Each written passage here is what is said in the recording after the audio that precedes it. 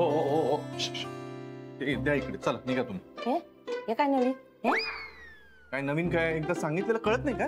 जा म्हणलं ना तुम्ही, तुमची दुसरी कामं बघा, इकडचं मी बघतो. फालतू नाटक नका करू, सांगून ठेवते. बकुळा मावशी नीट सांगून ठेवतोय तुम्हाला, इकडचं काम मी करतो, तुम्ही तिकडची कामं तुमची तुमची करा. कळत नाही? इकडचं काम कोण तुमची शेणे करणार काय? शाण्याचं नाव काढायची गरज नाही. नीट सांगतोय, मुकाट्यानं द्या इकडे झाडून, निघा बरं तुम्ही. माझ्याशी अशा आवाजात बोलायचं नाही, सांगून ठेवते.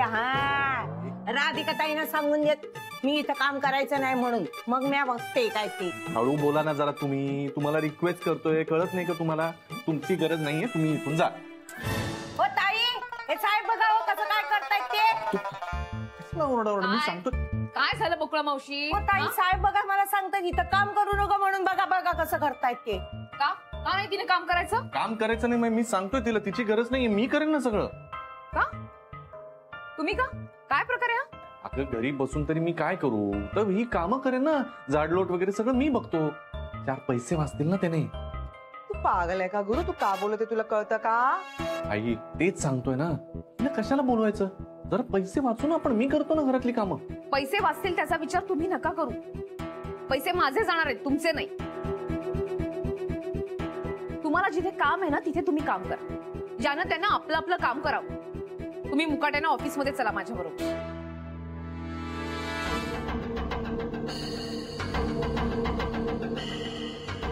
राधिका, तू गुरुला वापस ऑफिस मध्ये बोलवत आहे का? हो आई, मी खूप विचार करून निर्णय घेतलाय आणि म्हणूनच त्यांना ऑफिस जॉईन करायची ऑफर दिली.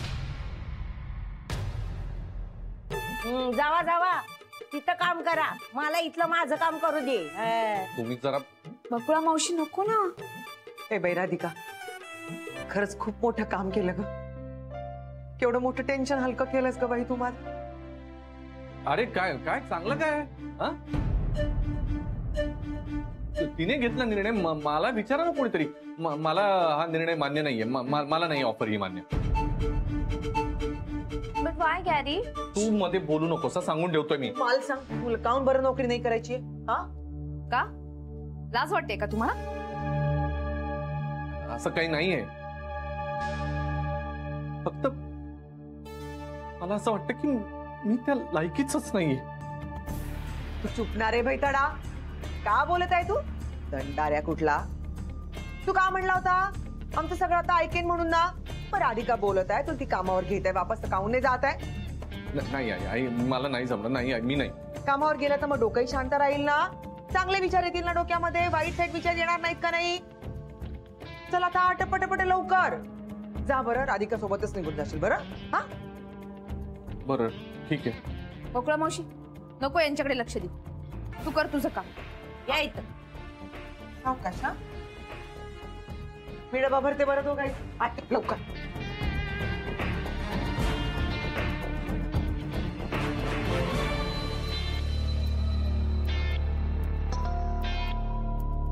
काय राधिकेनं शनायाला घरात घेतलं?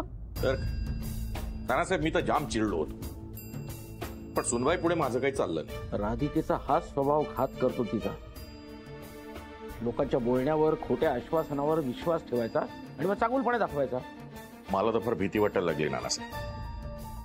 सुनबाईनं शनायाला घरात घेतलं खरं, पण पुढे काय होईल काय नाही काही सांगता यायचं नाही. नंबर 1 ची भैताड पोरगी आहे. माझा तर अजिबात विश्वास नाही त्या पोरीवर. बरं मी बोलून बघतो राधिकेशी. नाना,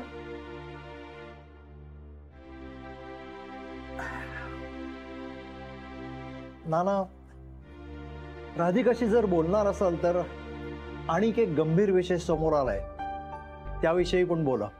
काय? आता काय झालं आणखीन? राधिका आणि सौमित्र या दोघांच्या मैत्रीविषयी सोसायटीतल्या बायका काही बोलतायत.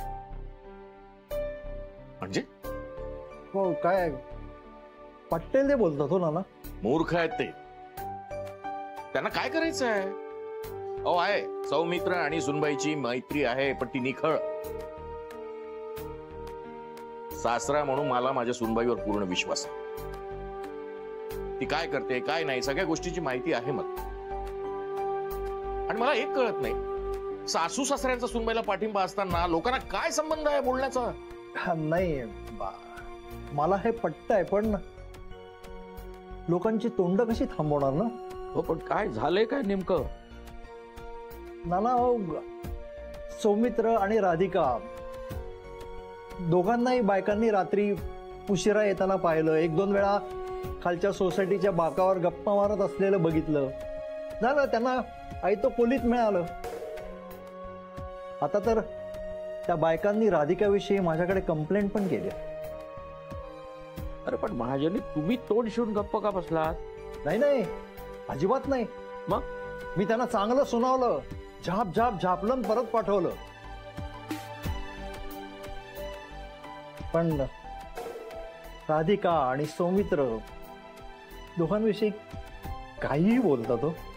वसंतराव, म्हणजे हे बघा, ती तुमची सून असली तरी मलाही मुलीसारखीच आहे. एक गोष्ट बोलू का? म्हणजे रागावू नका. बघा, घटस्फोटाचा प्रश्न निकालात एकदा आला ना की सौमित्र आणि राधिकेच्या लग्नाविषयी बोलूया आपण. तो जो काही प्रश्न आहे तो निकालात काढूया वेळेवर. नाही, अगदी बरोबर बोलताय तुम्ही. नानासाहेब, एकदा डिवोर्स होऊ द्या. आपण हे कार्य उरकूनच टाकू. आणि कसं आहे, मुलगा चांगला आहे, समजूतदार आहे. राधिकेची सगळी परिस्थिती त्याला माहिती आहे आणि आपल्यालाही त्याची आर्थिक बाजू माहिती आहे. मलाही तसंच वाटतं. राधिकासाठी सौमित्र अगदी योग्य मुलगा आहे. माझी खात्री आहे सौमित्र शेवटपर्यंत साथ देईल राधिकेला. नाही नानासाहेब, मला तुमचं बोलणं पटतंय. एकदा डिवोर्स झाला ना की आपण हे लग्न उरकूनच टाकू. तसं झालं तर उत्तमच.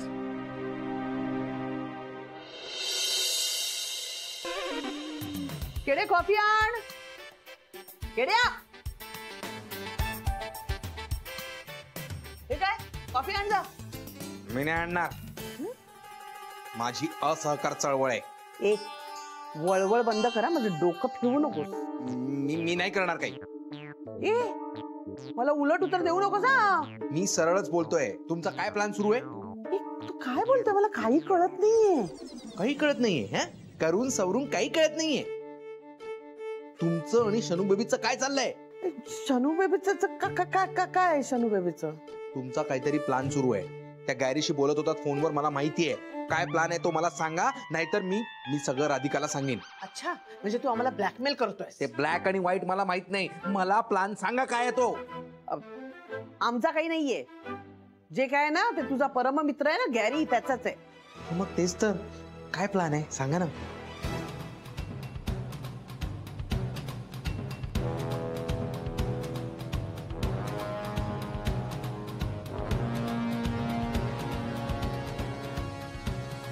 अशा पद्धतीने गॅरी आपल्याला 300 करोड मिळवून देणार आहे. बापरे, वाव, शनू बेबीचा मेसेज. मिळाले 300 crore. Shut up. Wow, mission successful. कसलं मिशन? त्या राधिकाच्या घरात जाण्याचं मिशन. तो प्लॅनचा पार्ट 1 होता. आता प्लॅनचा पार्ट 2 सुरू आहे. राधिका गुरुला घेऊन ऑफिस मध्ये जाणार आहे. म्हणजे एकदा का गुरु ऑफिस मध्ये शिरला की मग उंदरासारखा तो राधिकाचा इगो आणि राधिकाचं ऑफिस तुडतडून काढणार. येस. कोणाच माहित काय होतंय ते. हेच घडणार आहे. त्या ऑफिस मध्ये ना उंदीर पकडणारे बरेच जण आहेत. तो सौमित्र, तो आनंद डेंजर आहे. त्यांच्या समोर हा गुरु काही करू शकणार नाही. सोपं नाहीये ते. बघा तुम्ही. तू कुठे चालला? कॉफी कोणाला हवी आहे? मला. मग आणतो ना.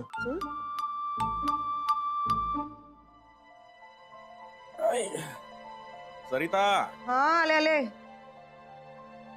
काम करत होते ना काल. अरे वा, आज काय वेगळाच बेत वाटतोय. वेगळा मग आनंदाचा दिवस आहे ना, मग आनंद साजरा करायला नको का? राधिका सोबत आता गुरुही वापस चालला जात आहे ना ऑफिसात. मग आपल्यासाठी तर आनंदाचा क्षण आहे. म्हणूनच तर खीर केली राधिकाच्या आवडीच्या पुऱ्या. नाही, बेत चांगला आहे तुझा, पण तुझ्या मनामध्ये नको ती भावना आहे ना, ती काढून टाक. आता आनंदाचा क्षण आहे तर मग आनंद साजरा करायला नको का? हा, आपल्या पोराचं सगळं काही चांगलं होत आहे, आपल्यासाठी आनंदाची बातमी नाहीये का? मला फक्त एवढंच म्हणायचं आहे की हा तुझा आनंद क्षणाचा असू नये म्हणजे झालं. बरं असं बोलत आहात, सगळं चांगलं होतंय पहा बरं. पहा आता गुरु राधिका सोबत वापस चालत जाते का नाही ऑफिसात, मग पुन्हा जवळीक निर्माण होईल. आणि पाहिलं का नाही, त्यांनाही आवडत बरं ती ईशान्या, तो तिला हाकलून देते का नाही. तू पुन्हा स्वप्न बघायला लागलीस? कायचे स्वप्न बरं? हेच की सुनबाई आणि गुरुना त्यांचा सुखाचा संसार सुरू व्हावा, अशा नाही त्याच्या आयुष्यातून निघून जावी. हा तर मग चांगला आहे का नाही? आपण तर चांगला विचार करायला पाहिजे का नाही? नाही, विचार चांगला करायलाच पाहिजे माणसं, पण तो अनाठाही नसावा म्हणजे झालं. सरिता, जे होऊ शकतं त्याच गोष्टीचा माणसानं विचार करावा. जे होऊ शकत नाही त्याच्याबद्दल का विचार करावा माणसानं? सुनबाई आणि गुरुनाथचं जमणं आता शक्य नाही. खरं तर मला असं वाटतं की आता सुनबाईच्या आयुष्यात सौमित्रनं यावं. हा, तुम्ही का बोलत आहात हो? काय कायच्या काय? अरे तो तिचा चांगला मित्र आहे, तिची काळजी घेतो, प्रत्येक कामामध्ये तिला मदत करतो. आणखी काय हवं? तुझ्या पोरानं आजपर्यंत सुनबाईकडे लक्ष दिलंय? तिची काळजी कधी घेतली? फक्त तिच्या स्वप्नांचा सुराडा केला, आयुष्याची माती केली. आणि अशा प्रसंगी सौमित्रची सुनबाईला चांगली साथ लाभू शकते. बस. का बोलत आहात तुम्ही? हे असं बोलणं आपल्याला शोभतं का? हे बरं नाही. बरं तो तिचा मित्र आहे तेवढंच राहू दे बरं. तुम्ही कसले विचार करताय? डोक्यात पण नाही असे विचार आले. ते का वाटेल? गुरुला का वाटेल? लोक का विचार करतील? लोकांचं काय? मी लोकांच्या बोलण्याकडे लक्ष देत नाही. लोक काय बोलतच राहणार. आणि आता काय बोलत नाही, माझ्या नावानं गुरुच्या नावानं खडे फोडत नाही, ते फोडणारच. सरिता, फक्त शेण तोंडात घालायचं बाकी राहिले, बस. नाही, मला हे पटत नाही बरं. तुम्ही कायचे काही बोलत? तो तिचा मित्र आहे, मित्र राहू दे ना. तुम्ही कसले नाती सोडत मला हे पटणार नाही. सरिता, तुला बजावून सांगतो, यानंतर सुनबाई आणि गुरुनाथच्या सुखी संसाराची आशा बाळगायची नाही, स्वप्न बघायची नाहीत. आणि या विषयावर यानंतर मला चर्चा नकोय. हो पण तुम्ही का बोलत आहात? तुम्हाला हा मूर्खासारखा विचार आहे हो. तो मित्र आहे तिचा. राधिका आपली सून आहे, ती माय गुरुची बायको आहे. आपल्याला एक छानसा नातू आहे. तुम्ही काऊन बरं हे सगळं? राधिका आणि गुरुला एक चांगलं पोरग आहे, अथर्व. तुम्ही विसरलात का? आई बाई, कसले डोक्यामध्ये विचार घेऊन बसत आहात? मला हे पटणार हो. राधिका माझी सून आहे. Good morning. Morning sir. Good morning. Good morning. कशा? क्या बात आहे सर. एंगेजमेंट नंतर बारीक दिसायला लागलाय तुम्ही. कोणाला बघतोस, मला की जेनीला? आता खरंच बारीक दिसतात. डाएटचा परिणाम दिसायला लागला त्यांच्यावरती. अंकी बघू जरा. अंकी बघ बघ. अरे हे बघ. निघतच नाहीये. मग नाही, मग तेच सांगतो, डाएटचं मनावर घ्या. सरांसारखं बारीक व्हायचं तुम्हाला. एवढं? येस. मग केसांचं काय? ती काळजी करू नकोस, केस वाढण्याचं औषध आहे माझ्याकडे. तुमच्याकडे केस वाढण्याचं औषध आहे? मग तुम्ही का नाही घेत? अरे हे मला अलर्जी आहे, पुरळ उठतं डोक्यावर. वा वा वा. हे मला मॉर्निंग. गुड मग. Very good morning.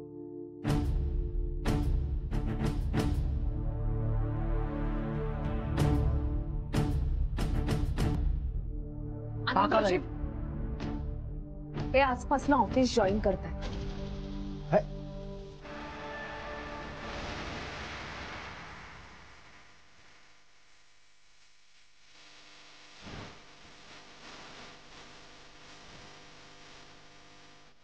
मी सॉरी, पण हे मला पटलेलं नाही. वहिनी, हे मलाही पटलेलं नाही. सॉरी. Yes ma'am.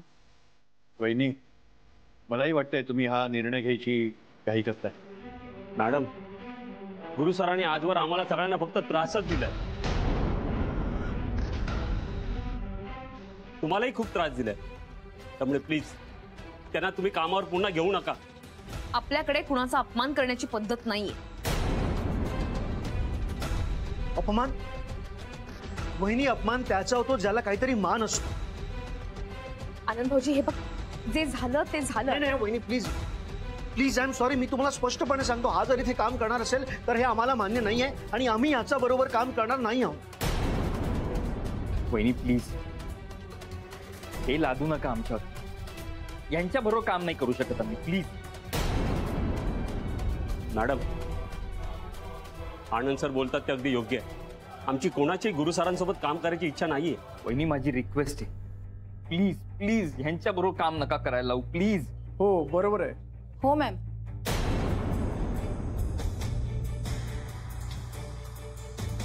आनंद भाऊजी. वहिनी प्लीज, तुम्ही ऐकलत ना सगळ्यांनी काय सांगितलं ते. हो पण तुम्ही माझं ऐकून तरी घ्या ना. आनंद सर म्हणतात ते अगदी बरोबर. गुरु सरांवर कुणीही कुठल्याही बाबतीत विश्वास ठेवू शकत नाही. या माणसाबरोबर काम करणं नेक्स्ट टू इम्पॉसिबल. मॅम परत कशाला रिस्क. प्लीज तुम्ही यांना कामावर नका घेऊ. हे पा, ते जे काही वागले ते माझ्याशी, त्याचा इथे काही संबंध नाही. हे आपल्या ऑफिसमध्ये एम्प्लॉई म्हणून जॉईन होतात. वहिनी, हा जर इथे काम करणार असेल तर आम्हाला कोणालाच मान्य नाही आहे आणि आम्ही इथे काम करणार नाही. नाही, प्लीज असं करू नका. मला असं वाटतं की मी इथे आलेलं कुणालाच आवडलेलं किंवा पटलेलं नाहीये आणि त्यांची इच्छा नसेल तर मीच इथून निघून जातो ना. म्हणजे मी बोलतेय ना. हे पा, यांना ऑफिस जॉईन करा असं मी सांगतेय, याचा अर्थ असा नाही की मी पूर्वीचं सगळं विसरले. तुम्हाला असं वाटत असेल की नवरा म्हणून मी यांना ऑफिस जॉईन करायला सांगते, पण तसं नाही. आता यांच्यात आणि माझ्यात कोणतंही नातं नाही आणि जे काही नातं होतं तेही आता कागदोपत्री कायदेशीर पद्धतीने संपणार. त्यामुळे यांच्या आयुष्यात काय उलथापालथ होती याचा माझ्याशी काही संबंध नसेल. आणि सगळ्यात महत्वाची गोष्ट म्हणजे आपण आता जरा प्रॅक्टिकली विचार करूया. यांच्यासारख्या कॅलिबरचा माणूस आपल्या कंपनीसाठी अत्यंत आवश्यक आहे. जर समजा यांनी पुन्हा जॉईन केलं तर यातनं कंपनीचा फायदाच होईल आणि तशीही आता यांना पैशाची गरज आहे. म्हणूनच माणुसकीच्या नात्याने पुन्हा यांना नोकरीवरती ठेवावं असं मला वाटतंय. माणुसकी? वहिनी सॉरी, तुमच्या एवढे ग्रेट नाही होत आम्ही. आणि माणुसकी कोणासाठी? या माणसासाठी. या माणसाने कधी माणुसकी दाखवली आहे का तुमच्यासाठी? दाखवली आहे का? हो, म्हणूनच म्हणते मी काय माझा निर्णय लादत नाहीये. तुम्ही तुमचं मत द्या, मगच आपण निर्णय घेऊया.